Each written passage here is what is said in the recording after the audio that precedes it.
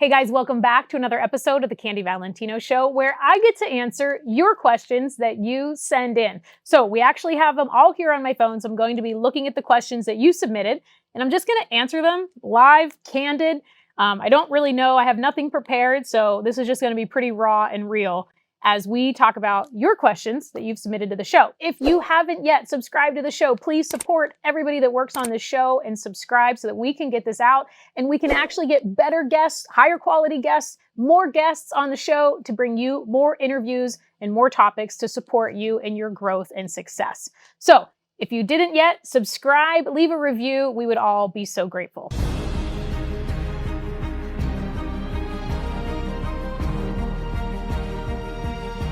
Let's get to your questions.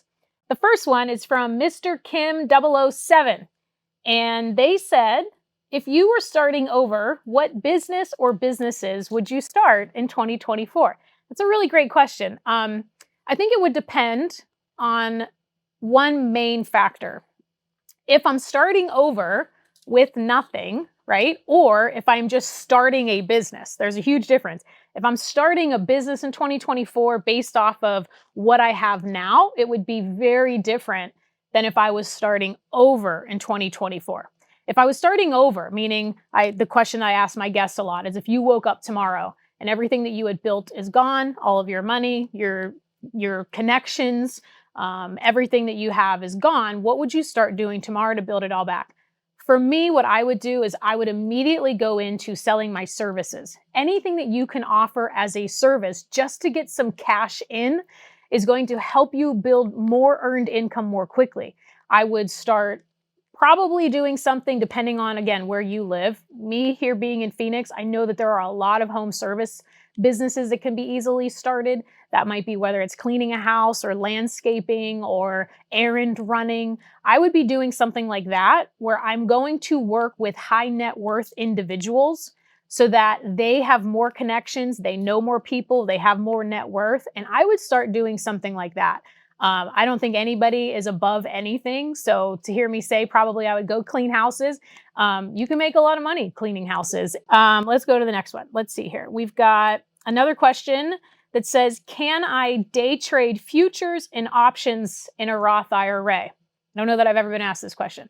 So can you trade within your Roth IRA? The short answer is yes. There are restrictions. Can you day trade futures and options? You know what? I know that you can do trading. I don't 100% know if you could do futures. I want to think that you could do options, but I know that there's definite requirements around it. So what I would suggest is wherever your Roth IRA sits, I would reach out and ask them what their requirements are, because it might be per brokerage that what you're able to do. It might be per year. There's probably a lot of legalities around it, and unfortunately, I don't know them all. So I wouldn't be best to answer that question. We have another one from Conquest Self that says, do you believe SEO optimization is a great marketing tool? Great question. I love SEO optimization. We always say when we talk about marketing that social media is the flashy type of marketing, right? Where you're telling people what you know, you're trying to gain followers, you're trying to build an audience or a community that people say, which really just means an audience that you can then monetize. But with SEO, it's almost like the quiet wealth, right? Where social media followers, that's all the flashy rich. SEO is like the slow, calm, quiet wealth, where somebody is searching you online or a topic or something that your business provides services for, or a product that you produce. And now you're populating in the first, 3 or 4 or 5 positions on Google. I think it's incredible depending on the business that you're in. I think it's widely underutilized because there's a lot of gurus and experts, and I use that if you're listening to this and not watching it, I have air quotes that tell you about building a following and getting 100,000 people on these different social platforms, but they're really missing the mark. That especially if you're a brick and mortar, especially if you're home-based services, especially if you've got a service-based business, if you're professional services, if you're B2B, you could really do some SEO optimization through blog posting, through getting up in the front pages of Google in order to maximize your customer acquisition without it costing you a ton of money. So I do love SEO, and I think that a lot of people sleep on it. Next, my mom love 1, 2, 3. What advice would you give a woman 40 plus starting her life as an entrepreneur? So I don't think your age has anything to do with it. I'll start with that. And it kind of goes back to the first question I asked. What would I do? I'm in my 40s. I'm knocking on mid 40. What would I do if I had to go back and start over? I think the most important part is if you haven't yet touched into entrepreneurship and you are brand new and you haven't done your first 100,000 or your first 300,000 or your first 500,000 even in revenue, the number one thing you have to focus on is what's between your ears, your mindset. Because in order to become an entrepreneur, like a true entrepreneur, you are going to face challenges. You're going to come up against adversity. You're going to fail more than you succeed. You're going to have rejection. Like those are all things in the very, very beginning that you've got to be able to have the mental toughness in order to continue. So I always say if you're doing less, if you're brand new or doing less than 500,000, you need to surround yourself to open your mind to what's possible for your life and to start thinking completely different than what you have been thinking for the last 20 years if you've been working in a career. So that's what I would say. First, start to get around your mindset. Second, I would say if you're starting brand new and you have no business experience, you have no specific talent or skills that you've developed or a degree that you have experience in, what I would say is to look at what I call the business crossroad intersection. I would look at, what do I know? Like, what do I know? Like, do I know how to organize really well? Do I know how to mow grass? Do I know, like, what are the things that I know unequivocally and that I also like to do? And two, I would then say, what could I sell that aligns with what I know? So could you sell services? Could you sell, like whatever it may be, right? If you're a freelancer or you are in marketing or you're a graphic designer, like what do you know? And then what service or product could you sell that aligns with what you know? And then third would be, who do I know that would buy those services? Like obviously if you want to start a pool cleaning company, but you live in Montana, probably not aligns with people that need your products or services. So then I would look at who actually needs the products and services and do these already exist? Because it is very, very difficult to innovate something new. We were just talking about this. We were interviewing a CEO who has an aviation company and he started Taser and like he innovated and changed buyer behavior in a whole industry. That is hard. That takes a long time to do. There are decades of work that goes behind the scenes before you have success. If you are starting and you need money, you've got to be able to have fast wins. You've got to be able to stack cash quickly. And the way that you do that is to just do something that already exists, but do it better.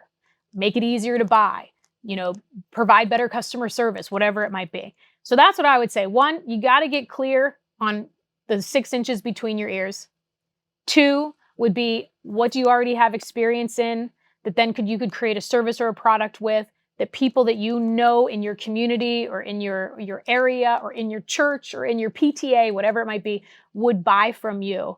And then this last step is to just do it. Like there is so much in entrepreneurship that comes from trying and testing and failing, trying, testing, failing. It's really analysis and action. That's what entrepreneurship comes down to. You take analysis of the data. What happened? What did I like? What didn't like? What worked? What didn't work? And then you take action and you go again. So I think in the beginning, that's the most important part is get your mindset and your beliefs right and understand that you're worth it, you're capable, and you can do this. And then start with something you know as opposed to taking all of these, 10 years to try to figure out something new. Great question. We've got Magic Mark 82 says, best advice for finding a mentor for a new business. So there are mentors everywhere. Online, on podcasts, shows like this. You've got events that you could go to. I think there's a little bit of a misconception that people need to find a mentor to give them all the answers or to help them break through this next level. And there are only two ways that you learn.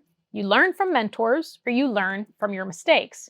Obviously, mentorship is a lot cheaper and easier than learning from expensive mistakes. However, what I think people get wrong about this is they feel that they need to find somebody, that this guru is going to help them, where there is information and proof all around you of people that have been successful. When I started, there was no online, there wasn't any podcasts, there was no YouTube shows, there was nothing. Like we had cassette tapes and we had some people in the community that were pretty successful. And personally, until I was a little bit older, I didn't have a lot of money to do events until I was probably in my early 20s. I didn't have a lot of money to do events. I wasn't doing a ton of programs, but I made sure to pay attention because success leaves clues. So when you talk to successful people or you watch successful shows or you read books, which is really how I started. I read a ton of books. Those were my mentors. But when you start, you'll start to see patterns that all of these people are doing. But here's where you really can separate yourself is rather than just taking this information in passively. A lot of times people think that they want a mentor or a guru or somebody to help them, and they just take in information passively. But if you don't actually do anything with it, your life's never going to change. If you hear some concept in your mind, but you don't actually go apply it or implement it or execute on it, you're going to be in the same position. So I would offer that there are mentors all around you, books, shows, and online. Always just make sure that if you think, and I don't know this is to be the case, but if you think that you need something external or that you need some unlock to get started, you're actually looking for the wrong thing. Oftentimes in entrepreneurship and in life in general, and anytime you want to grow and succeed, we often have a lot of intuition about what's next. But we wait and we think that we need somebody else to tell us what's next or to give us permission.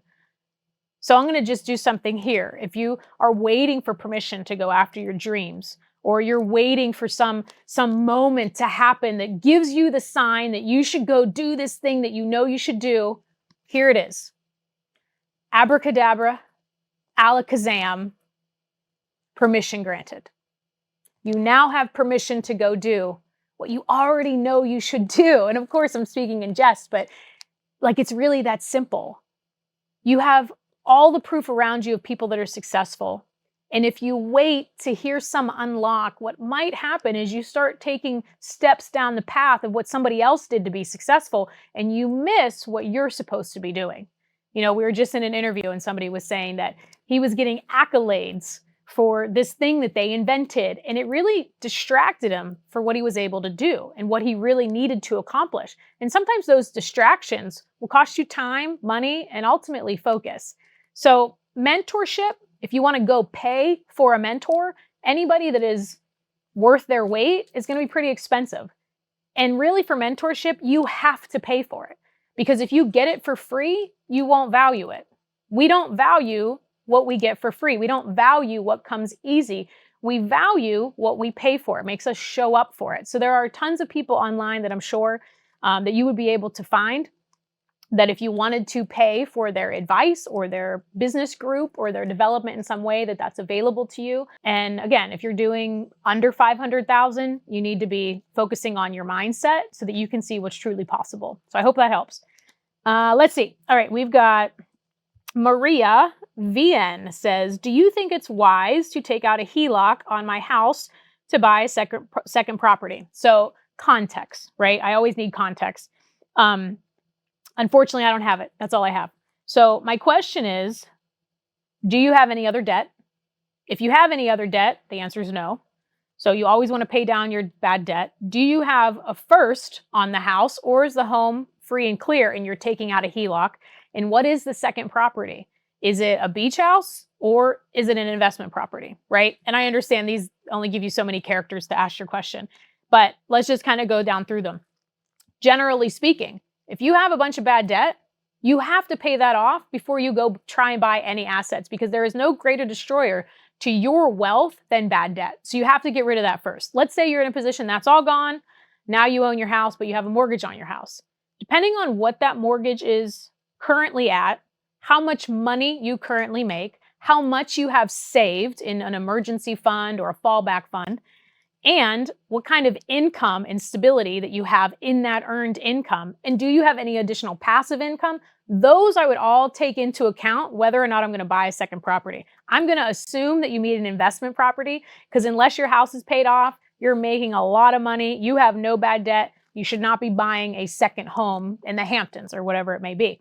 But if you want to buy an investment property, I would say if your house is paid off and you don't have any bad debt and you're stable in your reserves, then yes, it would make sense to take a HELOC. You just want to make sure that if you're going to put renters in that you follow the ratios that I talk about in Wealth Habits, my book, where I go down through all of these things to make sure that your rent income, your cash flow that's going to come in, is going to be more significant than all of the debt that you're taking on.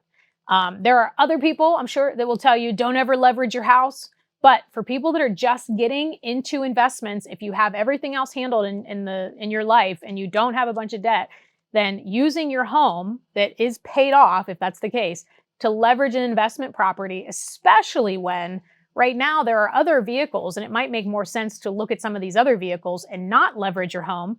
But if you have if you have debt to income ratio and a credit score that will leverage it, you can actually right now get some different loans for 5 to 10% down on multifamily and investment homes. So you might not take a HELOC. It might be better to do one of those so that you're not mortgaging your house against this investment property. But all in all, there's a lot of those things that are going to take into account when you're making that final decision. So hopefully that helps and that you fit in one of those.